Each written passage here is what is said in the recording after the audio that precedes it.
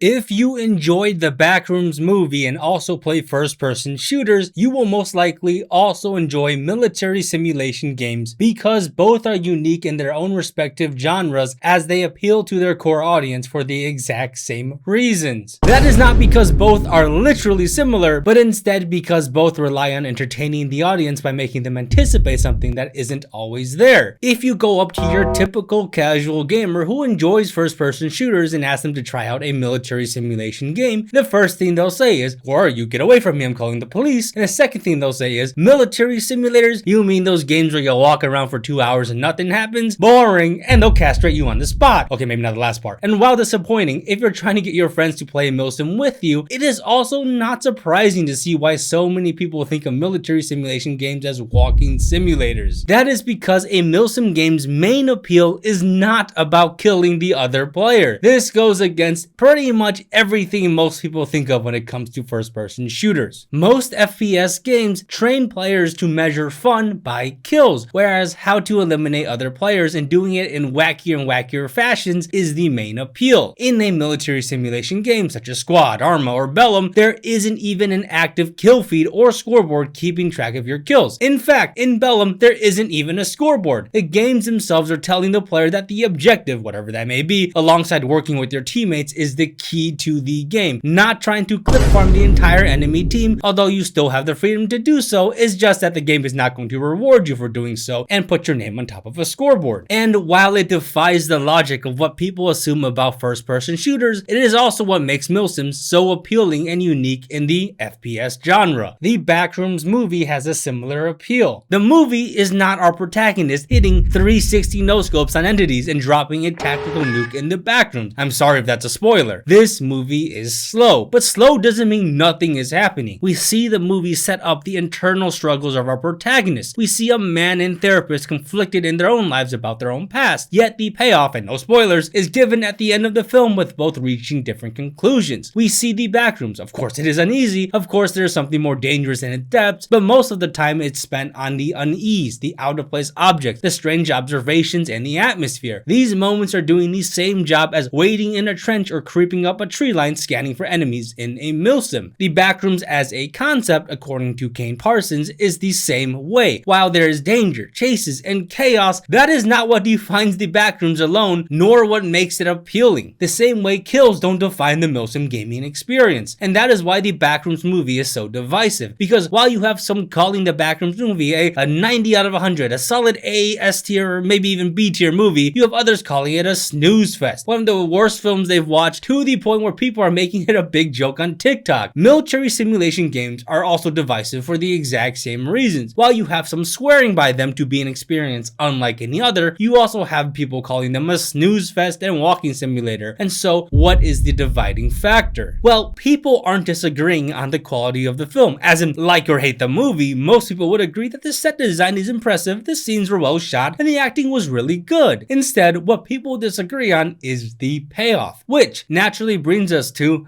Adam Sandler's Click. I know I'm going to sound like a pretentious asshole in this section, but please bear with me. There's a point to all this. There is one type of person I cannot watch a movie with, other than a kid diddler, and that is the type that cannot sit still and watch a film unless it is a Michael Bay movie with a transformer exploding through the walls and a dude dropping one-liners every 3 minutes, or Adam Sandler's Click. And that shit would drive me insane. While, of course, a person can find a movie boring, in this instance, I mean like you would be sitting there with a freshly loaded movie alongside snacks of the edible variety, and this type of person would go, "Boring, next," if the movie didn't open with a firefight, an explosion, or if the movie slowed down for more than 5 seconds when there was a dialogue scene or something. For the longest time, I did not understand those types of movie watchers. I mean, having calm moments and moments of action in a movie is like eating salty and sweet snacks. If you could only eat sweet snacks, that would get pretty boring pretty fast. But mix it together with other flavors and suddenly you have something much more complex and interesting and less stale, like Remy from Ratatouille. At least that's what I thought. Until I saw how some people were talking about the Backrooms movie, and then it all made sense to me. I realized that there are people on this earth who consume media like a photosynthesizing plant. When there is action on the screen, they pay attention. And when the film slows down, they turn their brains off and essentially start spamming the skip cutscene button inside their mind and just start anticipating when the next chase or action sequence is going to take place, instead of actually watching the movie and taking in the slow and fast parts. Like I said, I apologize for sounding like a pretentious asshole. I'm not saying you've got to start watching a Battleship Potemkin or something and wearing a monocle, but I need to make it clear that the mindset you have when watching the Backrooms movie and play military simulators is single-handedly what makes or breaks your experience. There is nothing wrong with wanting a faster movie or faster paced game. The problem is when you, I'm not saying you specifically, you know what I mean, judge a slow burn experience like it failed because it was not trying to be a roller coaster every 3.14 seconds. The Backrooms started out as a series of photos of a furniture store under renovations in Oshkosh, Wisconsin, and then the internet added lore to it. Kane Parsons' Backrooms, the same universe the Backrooms movie takes place in, is one of those interpretations. His interpretation for this film relies on more what isn't seen than, say, a fantastical crew of monsters bombarding your position. The entire concept started because of the feelings this photo evokes, the eeriness, the sense of unease, and sure, the entity and more direct threats also have a place in the Backrooms lore. It is just that alone is not what makes the Backrooms setting or movie so good. The entity, or whatever threat is present in the Backrooms, is still needed, as the Backrooms concept wouldn't have a plot if there was no sense of presence or danger. The same goes with Milsims. The entity and players give their respective spaces meaning and suspense, but more so than other titles in their same genres. The centerpiece of these casual FPS games is eliminating other players. By the way, I don't use the word casual as an insult. There's nothing wrong with the game being casual. That is the primary reason why people play more casual shooters, myself included, and why kill streaks, scoreboards, and other indicators that give the player a dopamine hit for eliminating another player geeked out of their minds is there. The same way the Saw movies had a somewhat decent plot that made less and less sense as the franchise went on, but people still turned out for the sequels because they're there to see what kind of crazy sick rat bastard of a trap was in store and how people in those traps would react. They're not there because they expected Ernest Hemingway. People aren't playing PUBG for the plot or Battlefield just to stare at destruction physics, although those things do enhance the overall experience. In a milsim game, what makes it so appealing is the suspense leading up to the kills. It is hearing the thundering of distant artillery as you creep up the contact line to your buddies. It is digging fortifications and the anticipation as you wait for the enemy to approach. It is the feeling like you are dropped into a war movie. In this analogy, the enemy players are the entity, but the environment, teamwork, and atmosphere are the Backrooms. The enemy players need to exist to give the player an obstacle and threat to fight against, but the player is there to see how the story unfolds before and after meeting the enemy. One of my goals on this channel is to get more people interested in military simulators, and that is also why I edit my milsim gaming videos like a movie, because that is what makes milsim so fun. It is not just the action, but also the back and forth and the story that naturally unfolds. Creeping up towards an enemy position only to be spotted by a drone and then a firefight unfolds. You can't see the enemy, and so you fire towards the direction through dense foliage as your friends drop around you. People are calling over the radio for reinforcements while someone is screaming that they just saw their buddy get their heads blown off. Your machine gunner starts to open fire, your buddy starts launching grenades into a forest belt from where they think the enemy is shooting, and you start spraying bullets in that direction too. And after about 5 intense minutes and the noise starts to die down, the snapping of enemy rounds starts to get less frequent until you call a ceasefire and carefully walk up to enemy lines. You see 2, 3, 4 enemies dead across the ground. Did you kill them? Maybe, but it could have been that machine gunner shooting or that other buddy launching nades. In that entire firefight, you didn't see a single live enemy, but it doesn't matter because it isn't about the kills, but the atmosphere, the suspense, the back and forth. That is what makes milsim so fun. If you had consistent gunfights in a casual FPS game in which you do not even see the enemy, that would feel a little broken because those games don't have as much of a focus on the environment and storytelling. By storytelling, I mean the natural things that unfold as you play the game. It's a multiplayer game. There's absolutely nothing wrong with making kill montages of crazy clips you captured in Squad or Arma. Host whatever you want. Seriously. What I mean is that if someone sees a TikTok clip of a dude hitting a crazy flank and hitting a quad feed, and that is the only thing they have seen and know about that particular milsim, then they are going to be sorely disappointed when they hop onto an actual game of Arma Spearhead Ultra Hardcore, only to realize that it takes 20 plus minutes to even get to the action as they get one tapped by a dude they didn't even see. Because if you go into a milsim milsim, only looking to directly gun down the enemy and not enjoy the more quiet but also tense moments, then you aren't going to enjoy Milsims. And this also applies to the Backrooms movie. If you went into the theater looking for a high tempo chase sequence through and through, if you went into the theater with eyes glazed over every time two characters started exchanging dialogue, then you are going to be disappointed and call this movie a snooze fest. If you go into the theater expecting a thriller slasher, you're going to be disappointed. Just as if you launch Spearhead Ultra Hardcore expecting to spawn into a higher damage and no HUD version of Call of Duty, you're not going to enjoy Milsims because most of the time spent in a Milsim isn't shooting at another player. And if you play a Milsim but mentally check out at the slower parts instead of using it to build suspense and bridge towards the next engagement, then you're going to find Milsims incredibly boring. And so why do I say that if you enjoy the Backrooms movie and FPS games, you'll most likely enjoy military simulators? Because if you already enjoy first-person shooters but haven't ventured out to the land of Milsim games, while of course there is a learning curve, if you can get immersed in the environment and stay engaged in the story unfolding around you without the direct need to light someone up every 30 seconds, then you will also most likely enjoy Milsim games. And so if you watch the Backrooms movie, hey, it may not be a scientific litmus test, but I think you'll also appreciate the suspense of Milsim games. And if you're not sure about the experience, then also watch some of my Milsim gaming videos to get a feel for what the genre is like. Oh, and I should have said this earlier, but at the end of the day, this is a movie and this is a video game. Like it, hate it, rent is due at the end of the month. I was being a tad bit sarcastic in this video, not gonna lie, but all in good fun. And no, this is not an April Fool's video. I actually do stand behind what I say in this video, minus the pretentious parts where I was doing a little bit of rage bait. But hey, thank you for watching this video, and I hope you actually do check out Milsim games if you haven't already. But regardless of what you do, like and sub only if you want to, and I hope you have a wonderful day.